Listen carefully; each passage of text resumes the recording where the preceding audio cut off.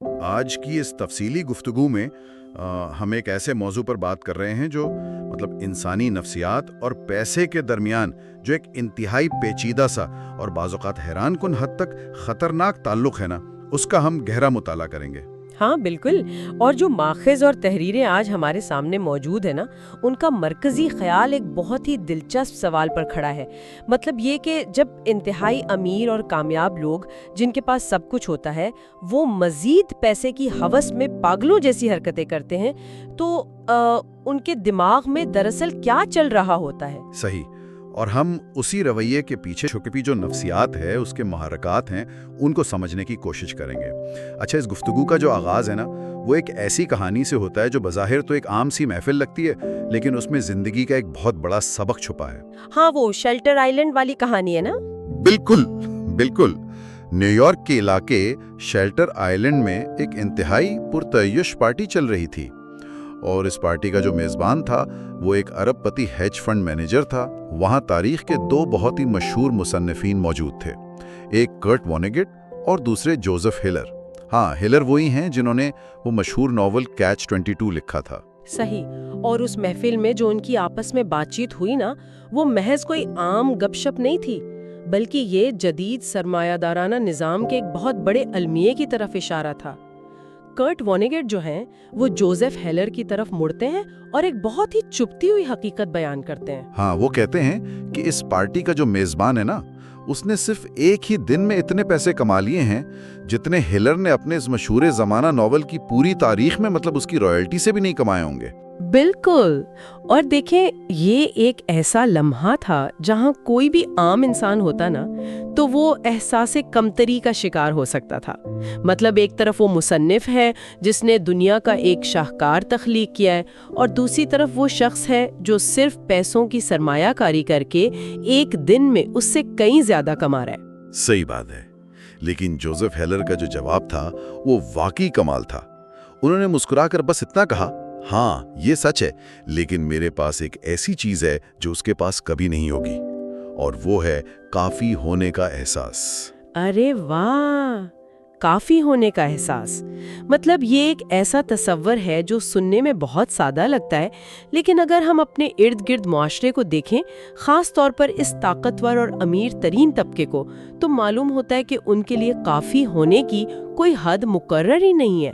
بالکل، اور یہیں سے ہماری آج کی گفتگو ان لوگوں کی طرف مڑتی ہے جن کے پاس دنیا کی ہر نعمت تھی، ہر کامیابی موجود تھی، لیکن صرف اس کافی کے تصور کے نہ ہونے کی وجہ سے انہوں نے سب کچھ داؤ پر لگا دیا۔ اگر ہم رجت گپتا کی کہانی کو دیکھیں نا۔ ہاں، رجت گپتا کی کہانی تو کامیابی کے عروج اور پھر ایک خوفناک زوال کی بالکل کلاسک داستان ہے۔ بالکل، وہ کوئی عام خاندانی رئیس نہیں تھے۔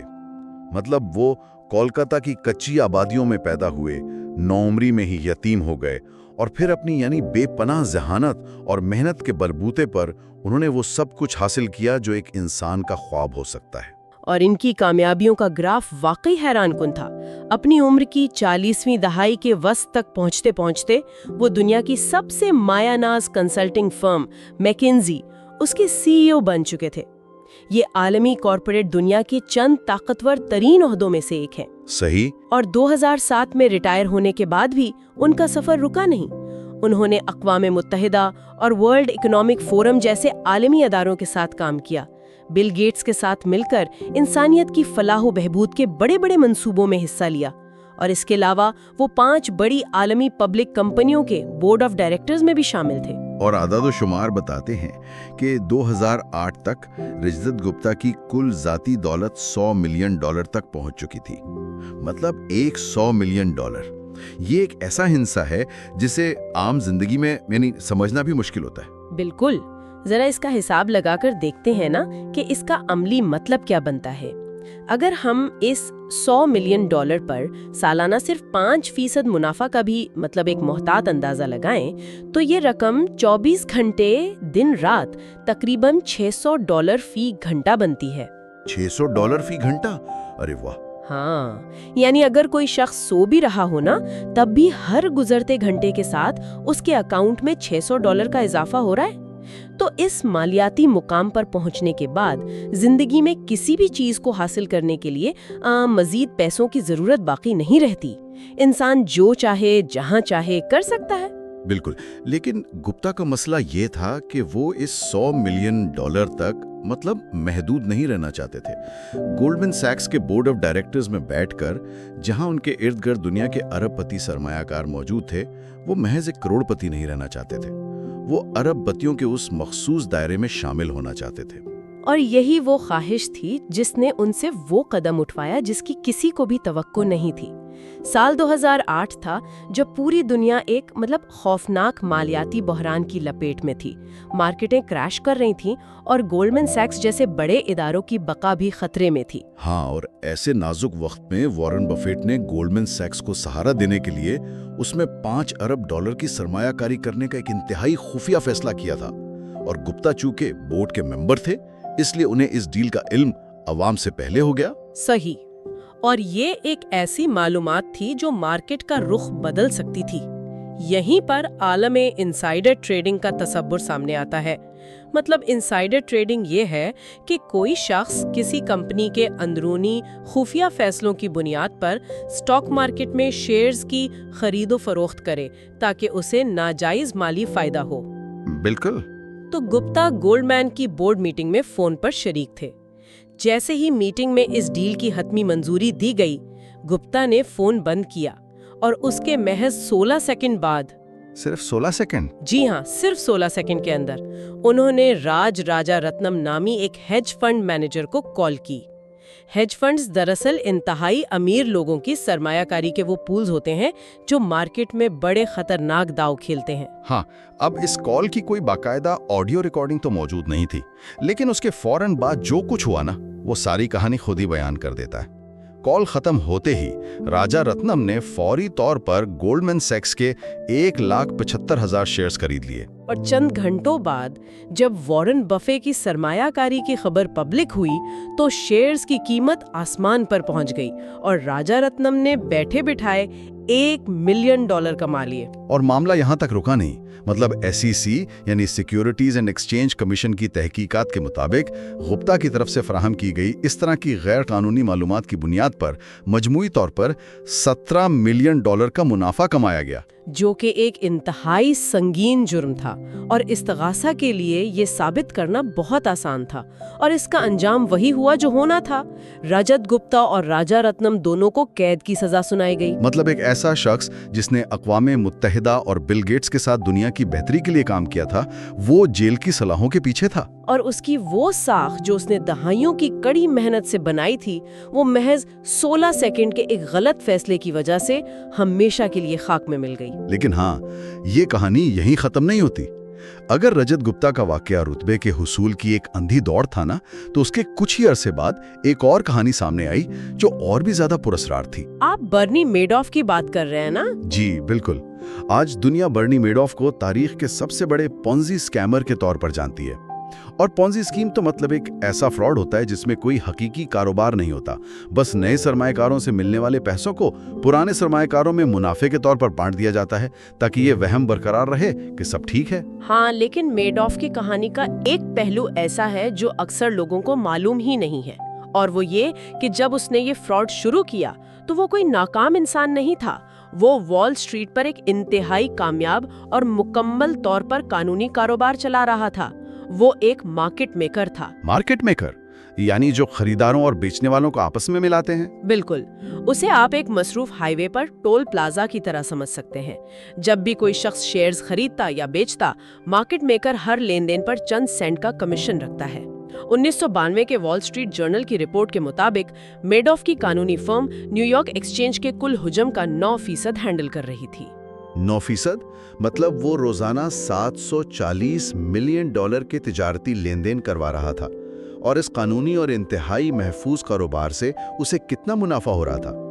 रिपोर्ट के मुताबिक इस कानूनी काम से मेडॉफ सालाना 25 से 50 मिलियन डॉलर का खालिस मुनाफा कमा रहा था।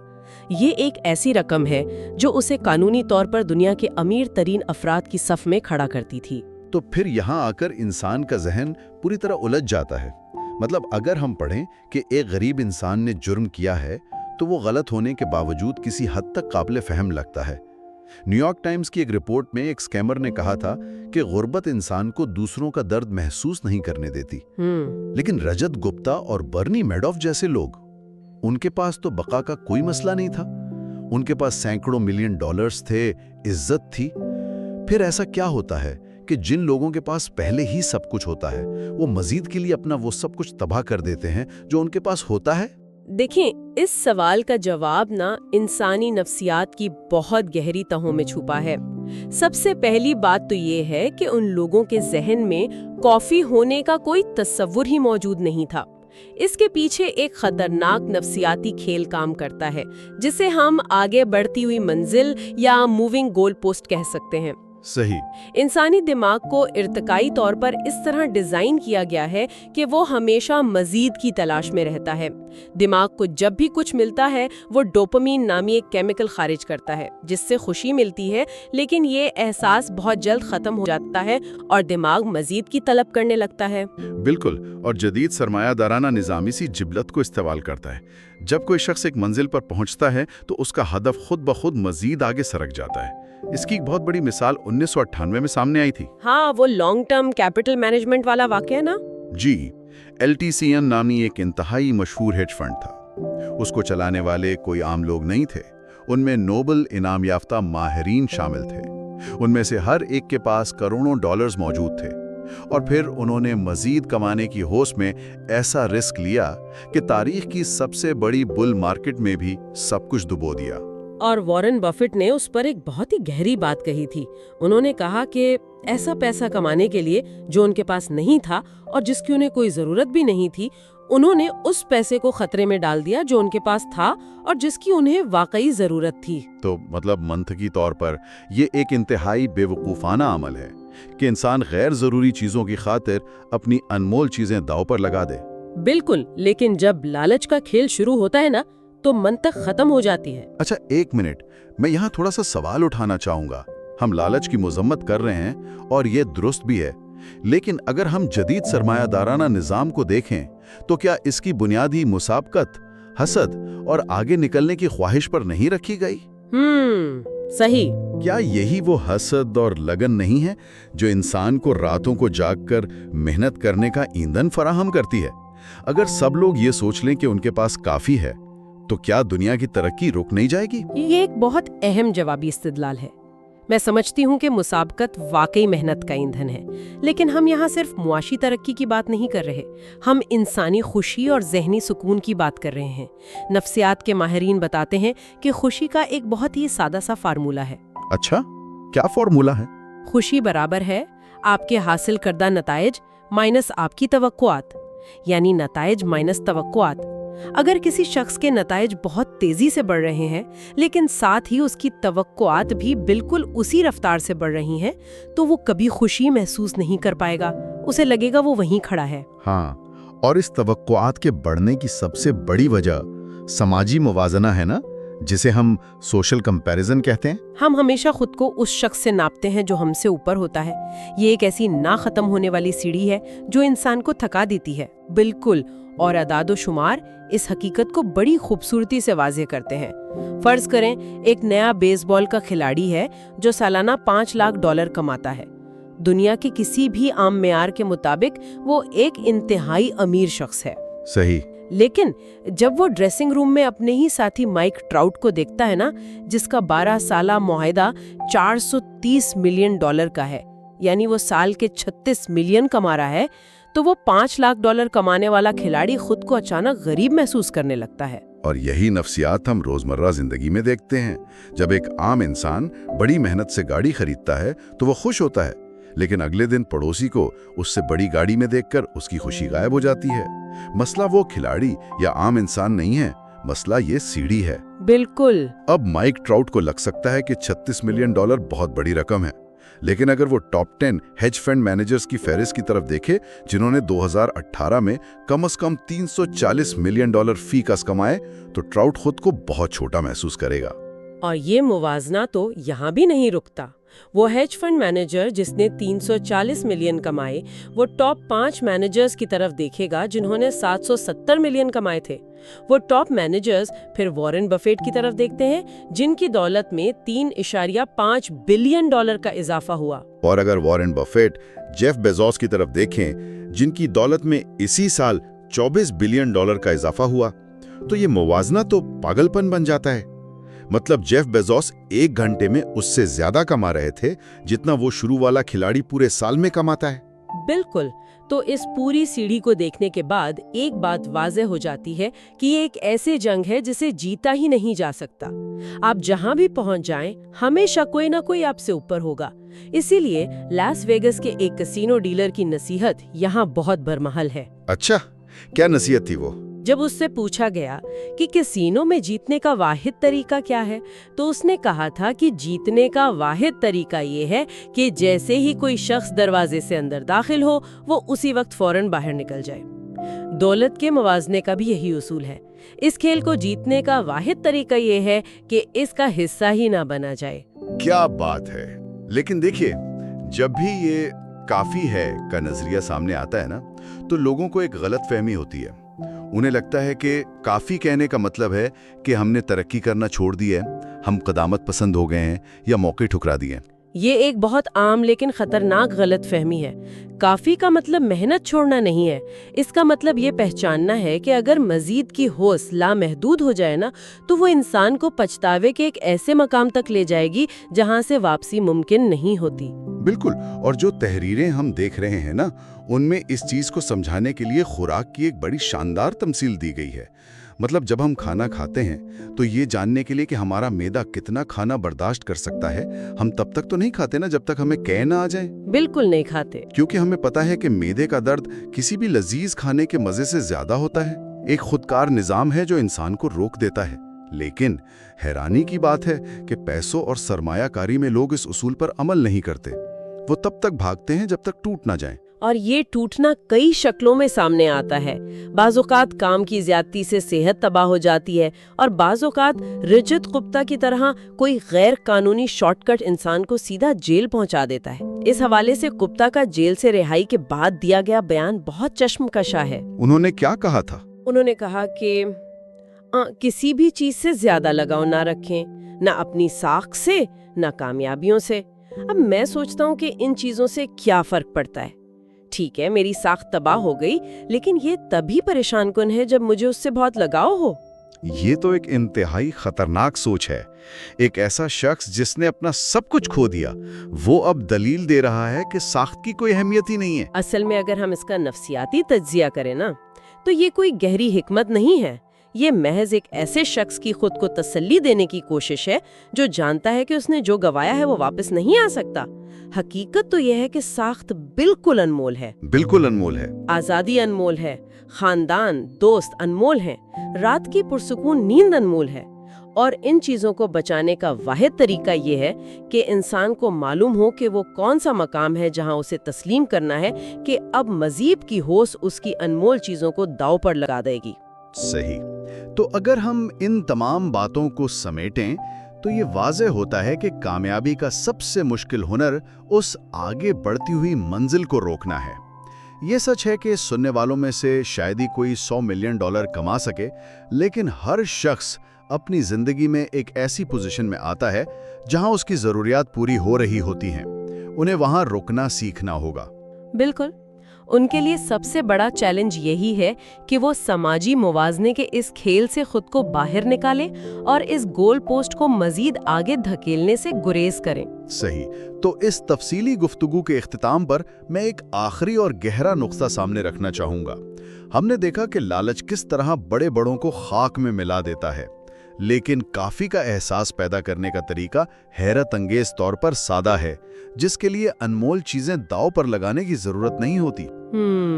तो सवाल ये है कि अगर खुश हंसने का तरीका वाकई इतना सादा है, तो क्या हम सब इंसान जानबूझकर पेचीदगियों को कामयाबी समझने की गलती कर रहे हैं? क्या हम आज मजीद पैसे की दौड़ में अपना वो अनमोल वक्त और जहनी सुकून दांव पर तो नहीं लगा रहे, जिसकी वाकई हमें कोई जरूरत ही नहीं है?